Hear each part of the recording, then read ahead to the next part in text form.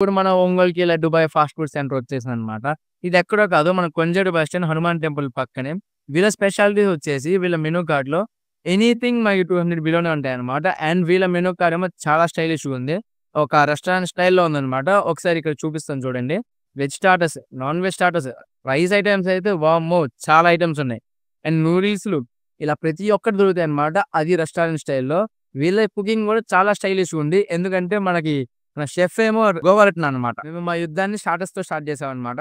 Starting kung pao chicken. పేరు విచిత్రంగా ఉంది కదా! టేస్ట్ మాత్రం నెక్స్ట్ లెవెల్ ఉందన్నమాట. దాని తర్వాత మెయిన్ ఐటెమ్స్ అంటే రైస్ ఐటెమ్స్‌లోకి వెళ్ళామన్నమాట.